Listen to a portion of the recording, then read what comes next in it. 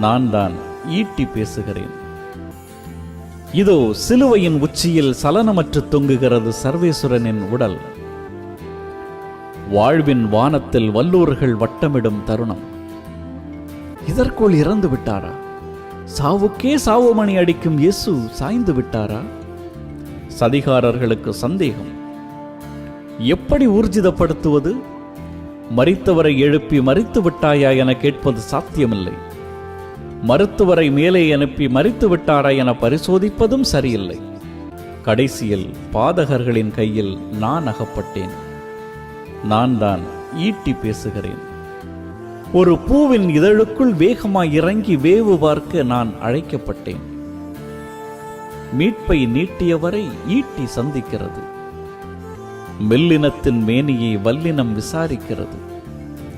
குத்திய வேகத்தில் குருதியும் நீரும் குதித்தோடின. ஈட்டியை நனைத்து பாய்ச்சியவரின் முகத்திலும் பீச்சி அடித்தன. என்னை பிடித்தவன் லாங்கினஸ் என்றும் அவனது பார்வை குறைபாடு அப்போதே பறந்ததென்றும் அன்று முதல் ஈட்டியை எறிந்துவிட்டு ஈட்டினான் வாழ்வை என்றும் பரம்பரை கதைகள் பறைசாற்றுகின்றன. ஒரு வேடன் சீடனான அதிசயம் அது. ஒரு பாதகன் பாதை மாற்றிய கணம் அது. கோதுமை மணி மடிந்ததும் முளைகள் விழித்தெழுகின்றன. என்னால் குத்தப்பட்டவர்கள் வலியால் துடிப்பதை வாடிக்கை. இங்கே குத்திய நானே வலியால் துடித்தேன். ஒரு கொலைகாரனின் குரல் வளையில் கூர்மையாய் பாய்ந்திருந்தால் மகிழ்ந்திருப்பேன்.